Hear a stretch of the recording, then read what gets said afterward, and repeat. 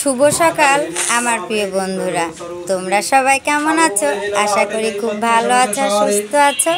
আর আজকে দেখতেই পাচ্ছ যে আমি কোথায়। আজকে জামাই ষষ্ঠী, আর সকালবেলা ঘুম থেকে উঠে একদম সাজুগুজু করে চলে আসলাম এই যে মন্দিরে, আমাদের মন্দিরে। আর আমাদের মন্দিরে ঠাকুর মশাই এসে পূজা করা শুরু হয়ে গেল।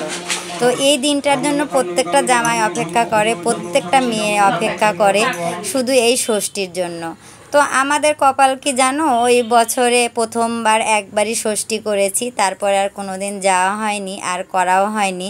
তবে আসলে যারা বেশি আগ্রহ করে, যাদের মারা খুব দীর্ঘ প্রতীক্ষায় বসে থাকে, তাদের জামাইরা ঠিক ওরকম হয় না। তো কিছুই করার নেই, এইভাবেই আর 17টা বছর কেটে গেল আমাদের। একবারই শুধু বাবার বাড়ি গিয়ে এই আমষষ্ঠীটা করেছিলাম রায়ের বাবাকে সাথে নিয়ে। আর এখন প্রতি বছর এই রাজশাহী তালাইমারিতেই করি, আর এইভাবেই দিনটা কেটে যায়। তো যাই হোক বন্ধুরা, তোমরা আমার পুরো ব্লগটা দেখতে থাকো, আশা করি খুব ভালো লাগবে। এই যে দেখতে পাচ্ছ যতগুলো লোকজন, এগুলো সব আমাদের বংশের সবাই। এটা আমার ননদ, এরা কাকিমা, এটাও কাকিমা হয়। এগুলো সবাই কিন্তু আমরা সবাই মিলেই এই থানে এই পূজাটা করে থাকি, ষষ্ঠী করে থাকি, মঙ্গলচণ্ডী করে থাকি, বিভিন্ন পূজা করে থাকি। আর খুবই আনন্দ হয় আর মজা হয়, সবাই মিলে করি তো। আর এই সবাই মিলে একত্রিত হওয়ার একটা আনন্দই বিরাট কাজ করে মনের মধ্যে। তো এই যে এটা মনি ভিডিও করে নিচ্ছে, আর ধূপের ধোঁয়ায়, আর এদিকে দেখো সবাই প্রণাম করছে, চারিদিকে মুগ্ধ হয়ে যাচ্ছে ধূপের ধোঁয়াতে। অন্ধকার হয়ে যাচ্ছে ঠিক, কিন্তু গন্ধে মোহিত হয়ে যাচ্ছে এই মন্দিরটা। আর কাকিমার শঙ্খের ধ্বনি শুনে মনে হচ্ছে কানটা ফেটে গেল, এত জোরে বাজাতে পারে শঙ্খ কাকিমা। তো আমি বলছি, কাকিমা তুমি অনেক ভালো শঙ্খ বাজাতে পারো, এবার দুর্গাপূজাতে তোমাকে নিয়ে প্রতিযোগিতা হবে। তো কাকিমা আমাকে বলছে শঙ্খ বাজালে নাকি হার্ট ভালো থাকে, হার্টের সমস্যা হয় না। তো কাকিমার কথাটা শুনে ভালো লাগলো, এটা আমি মাথায় রাখবো যে শঙ্খ বাজালে হার্ট ভালো থাকে। আর এই পাশে দেখো পূজাও শেষ, আরতি হচ্ছে, আরতি দেওয়া হচ্ছে। আর এটা হচ্ছে পঞ্চপ্রদীপ।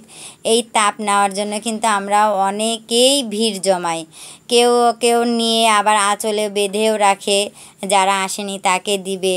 আবার কেউ কেউ একবারের চেয়ে 2-3বারও এই তাপ নেয়, এতই এই তাপ নেওয়ার ভিড় লেগে যায়। তো এই দেখো একে একে সবাই তাপ নিচ্ছে।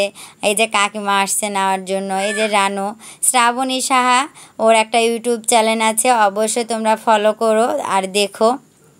তো এই যে বললাম না, সবাই একবার নেয় 2বার নেয় এই তাপটা নেওয়ার জন্য।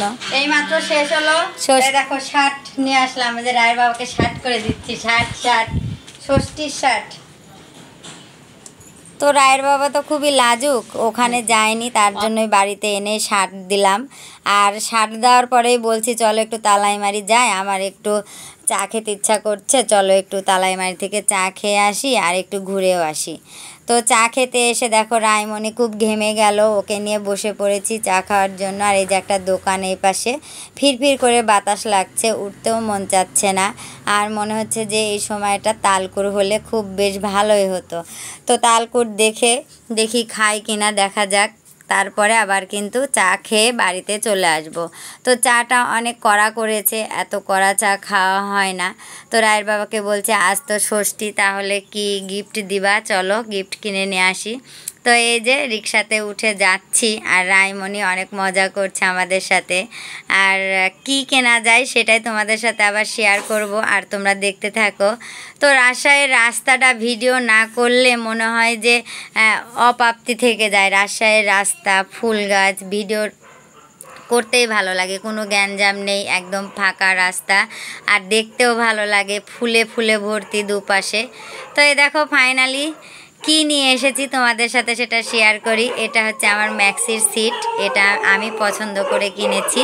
আর এই দেখো চটি কিনেছি, এই যে রায়কে নিয়ে বাইরে যেতে হয় সব সময় পরার জন্য। তো এই চটিটা কেমন লাগছে আমার পায়ে পরে তোমরা একটু অবশ্যই কমেন্ট করে জানিও। আমার কাছে ভালো লাগছে, নরম জুতাটা।